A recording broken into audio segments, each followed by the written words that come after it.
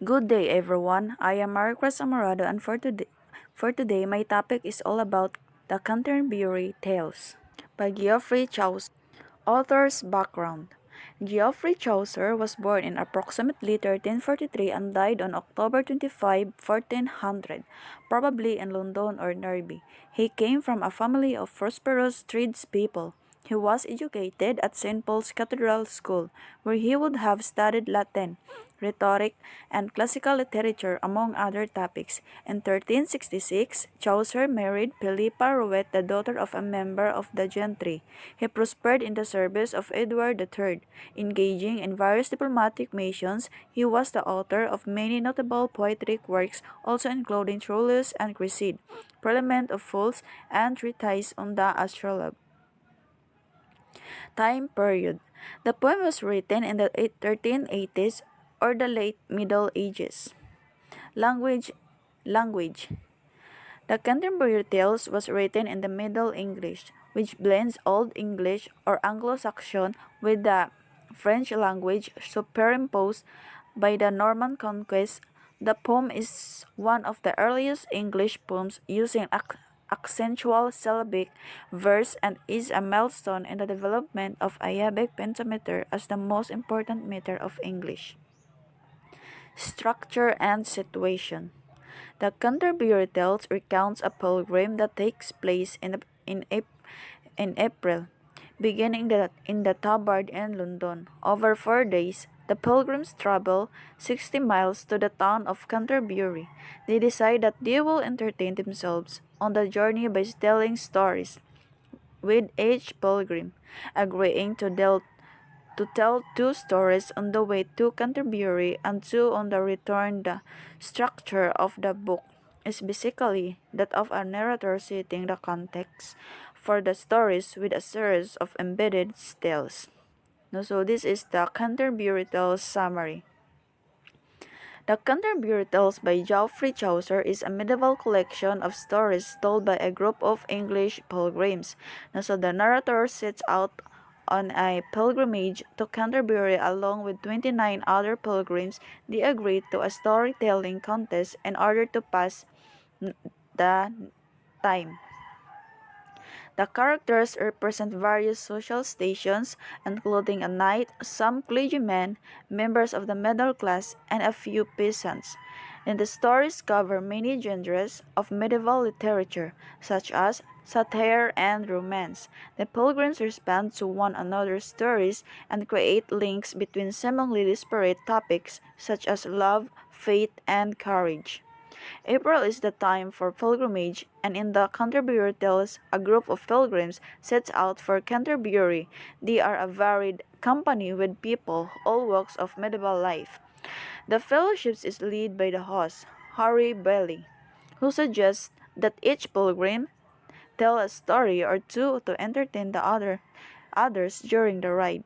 The best storyteller will win a supper and the expense of the company on the return trip. The Canterbury Tales characters. So the main characters in the Canterbury Tales include the wife of Bath, the pardoner, and the monk. So the wife of Bath is a colorful, opinionated woman who has outlived 5 husbands. She tells a tale of a knight who must discover that woman truly desire. Then the pardoner is a greedy, hypocritical clergyman who profits by taking donations for his spiritual services and fake holy relics. The monk is a supposedly religious man who prefers a life of luxury to one of poverty and prayer. So these are the other characters: the friar, the summoner, the knight, the priors, the parson, the clerk, the franklin, the miller, the reeve, the host, and the Chaucer, the narrator. No, so the friar likes money and ladies. He enjoys singing in taverns and wearing nice clothes. The knight is a nobleman and an example of chivalry and courage. He has fought victoriously in many wars, yet he shows no haughty pride. The prioress is a dainty person, and she seems devout with her story of the young martyr and his song to the Virgin Mary. The parson. Of all the pilgrims, the parson may be the most truly devout.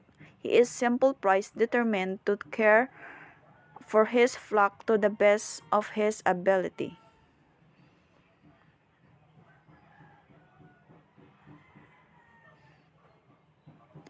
He does not, however, behave in any ostentatious manner. In fact, he is rather shabby and quiet, perhaps with his mind more on Aristotle than on the stories told. The Franklin. The Franklin enjoys sitting, a good table, and a living life to the fullest. The Miller. The Miller is a crude man with a rather bad temper. He has a passion for drink and revelry with a reeve. Then the Reeve. The Reeve is a dishonest fellow who seems to delight in cheating his young lord and in provoking the Miller. Then the Hoss.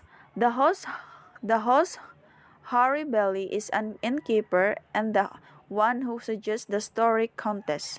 Then the last one is the Chaucer the narrator. Chaucer himself appears as a character in the Canterbury Tales. He narrates the collection and even pokes some fun at himself with his filled rhyme of Sir Tupas. This is really quite bad. Chaucer the narrator is an observant fellow who is quick to capture the characters of his fellow pilgrims. Then we have the Canterbury Tales themes.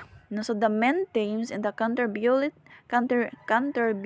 Tales are the trials and tribulations of marriage. So religion, true and false, and faith versus free will. So the trials and tribulation of marriage, Chaucer depicts the many different problems that can plague a marriage, from infidelity to interference from family, religion, true and false. The tales include examples of sincerely devout characters as well as those who support to be religious but behave hypocritically. Faith versus free will. Chaucer explores the question of how much of life is the result of faith or providence and how much is the result of individuals' choices. So, continuation of themes. So, the trials and tribulation of marriage. Many of the Canterbury pilgrims and many of the characters in their tales are married. But not most of them are not happily married. So, in fact, Chaucer often presents marriage as a state of life that leads to great trials and tribulations. So, the most prominent of these infidelity. Many stories in the collection focus have little choice when it comes to their spouse, and some of them, like Mean, the merchant's tale, and Allison in the Miller's tale, prefer younger men of her miserly husband, but the wife in the municipal tales provide no reason for her betrayal of the accomplished previous wives are not the only unfaithful spouse. However, the wife of Bath complains that her fourth husband had a mistress. The falcon's mate in the square still has run off with an attractive kite. Then another trial of marriage presented in the tales is the interference of a third party in a couple's relationship. And then the marriage can also suffer when one of the spouse shows disrespect to the other even while remaining technically loyal. So the analysis of this story is that the Canterbury Tales Chaucer presents a collection of stories similar to the other medieval anthologies like Boccaccio's The Decameron. Like many such collections, Chaucer's work presents a frame story that ties the tales together. In this case, a group of pilgrims are riding to Canterbury and decide to have a story contest to pass the time. There is some irony in this for pilgrims out.